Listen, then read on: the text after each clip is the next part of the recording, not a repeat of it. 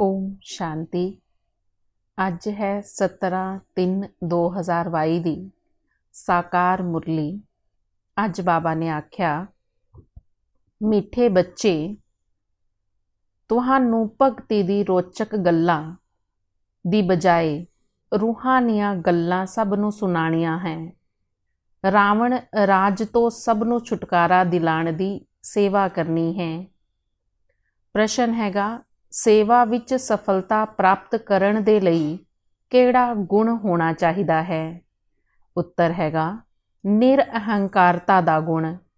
महावीर जी दे लई भी दिखांदे हन कि जिथे सतसंग हुंदा सी उत्थे जुत्तियां विच जाके बहिंदा सी, क्योंकि उस दे विच देह अभिमान नहीं सी, परंतु इस विच बहादुरी चाहिदी है। तुसी कोई भी ड्रैस पा के उन सत्संगां विच जाके सुन सकते हो। गुप्त वेश विच जाकर उन्हां दी सेवा करनी चाहिदी है।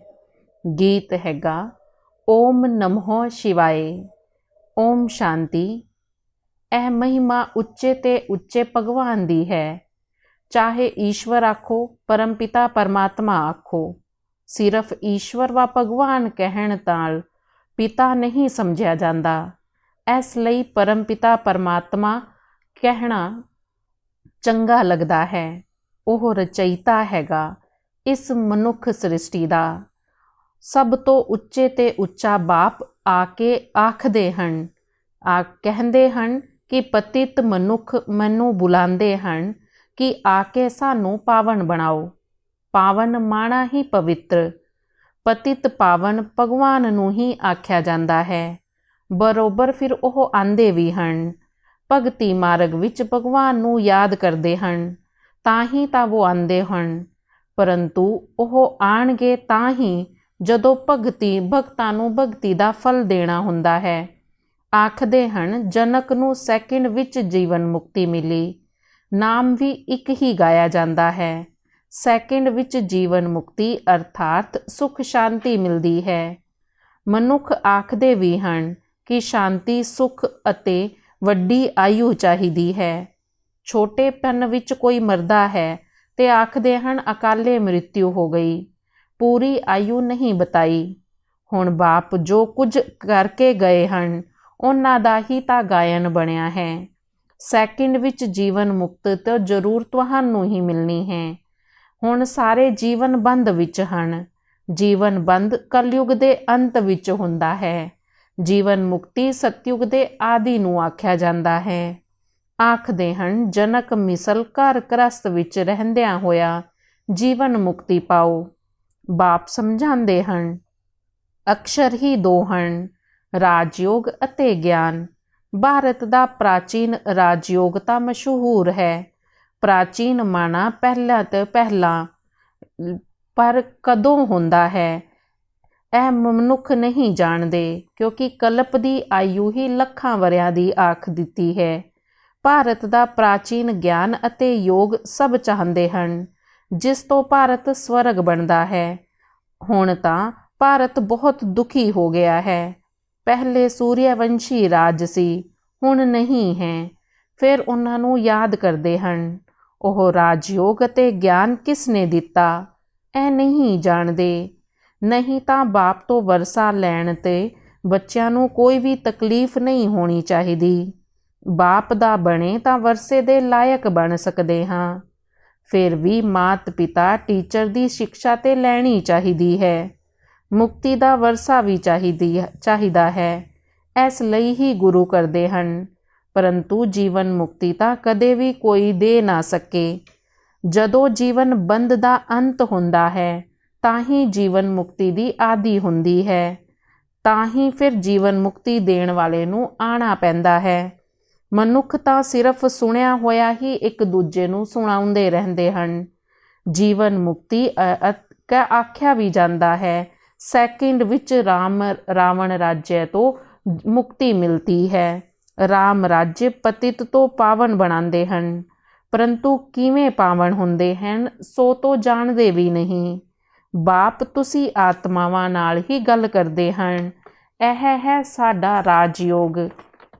रूहानी शिक्षा जो सुप्रीम रूह ਅਤੇ परमपिता परमात्मा आके समझाते हैं।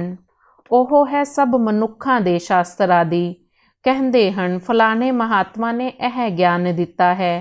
यह तो प्राचीन राजयोग ਅਤੇ ज्ञान हैगा जो परमपिता परमात्मा ही आके देंदे हैं। 5000 वरियां बाद पहले भी दिता सी, हुण फिर दे रहे सन, जिस तो असी देवी देवता बन जाते हाँ। हुण यह ज्ञान प्रायलोप हो गया है। जेकर प्रायलोप ना हुंदा ते फिर सुनांदे किस नूं। हुण बाप आके ही सुनांदे हन। मनुष्य तां पतित बन गए हन, तां ही तां पतित पावन बाप नूं बुलांदे रहंदे ने। पतित बनन तो 84 जन्म लैणे पैंदे ने। इसदा सार विस्तार बाप ही आके समझांदे हन। वर्णा दे बारे भी बाप समझांदे हन। ब्रह्मा चाहिदा है तां ही तां ब्रह्मा बाप दे बच्चे ब्रह्मा कुमार कुमारी कहलाणगे। ब्रह्मा विष्णु शंकर तिन्हां दा बाप एक ही है, ओ भी शिव। हुण ब्रह्मा द्वारा बैठ प्राचीन ज्ञान दिंदे हन, जिस तो विष्णुपुरी दे मालिक बन जांदे हन। और फिर ब्राह्मण ही देवता बन जांदे हन। ब्राह्मण धर्म वाले मनुख तां तुसी हो, ਜਿਹੜੇ फिर सतयुग विच जाके देवी देवता बनते हो।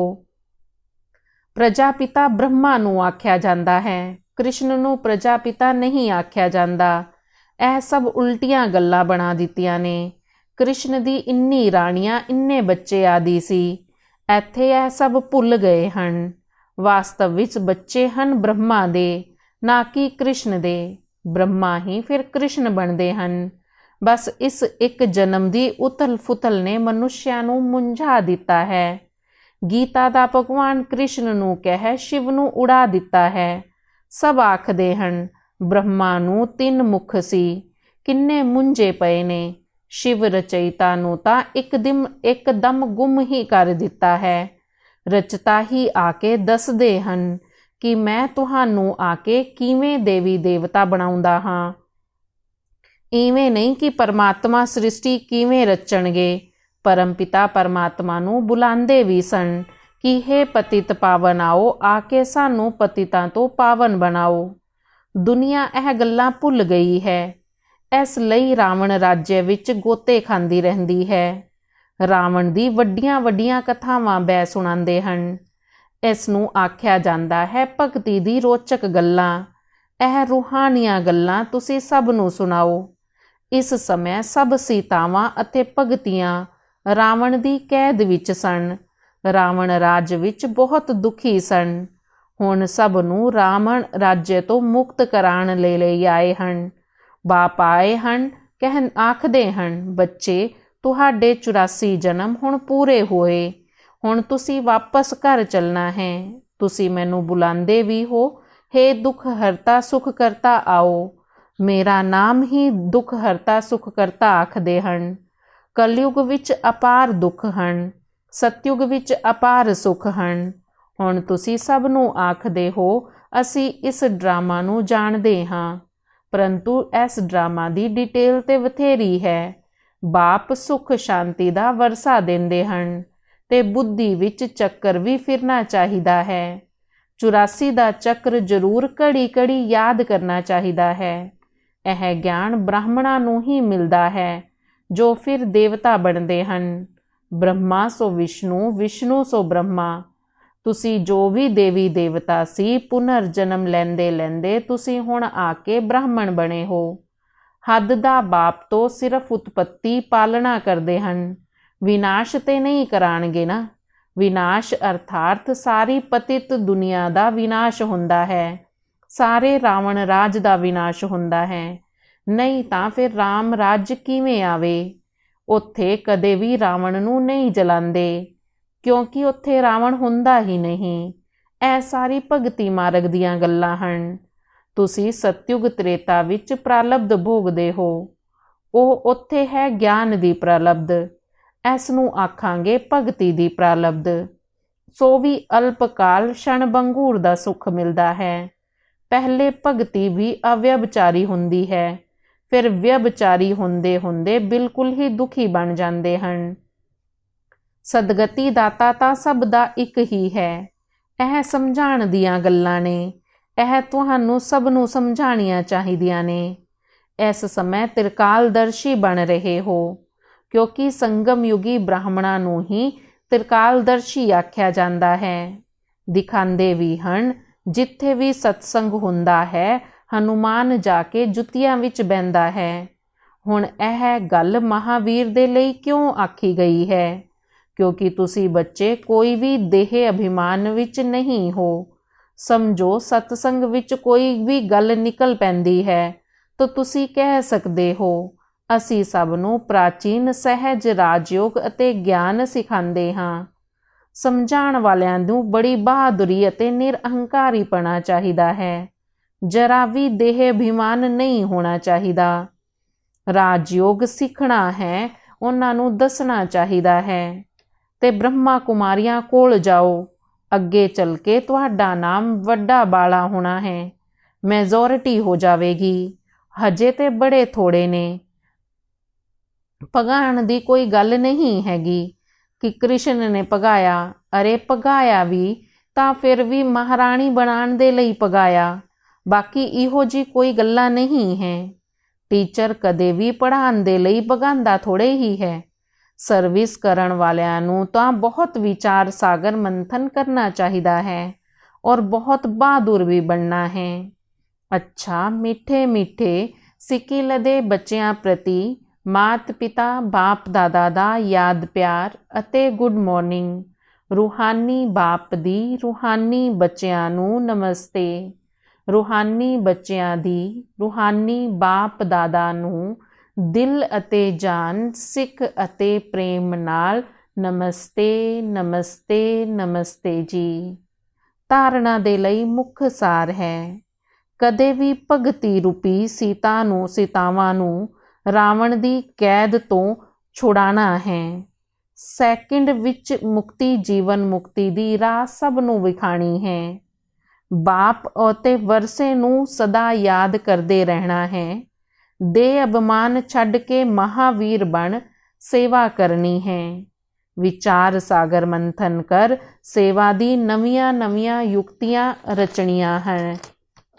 ਵਰਦਾਨ ਹੈਗਾ, ਨਥਿੰਗ ਨਿਊ ਦੀ ਯੁਕਤੀ ਦੁਆਰਾ ਹਰ ਪ੍ਰਸਥਿਤੀ ਵਿੱਚ ਮੌਜ ਦੀ ਸਥਿਤੀ ਦਾ ਅਨੁਭਵ ਕਰਨ ਵਾਲੇ ਸਦਾ ਅਚਲ ਅਡੋਲ ਭਵ।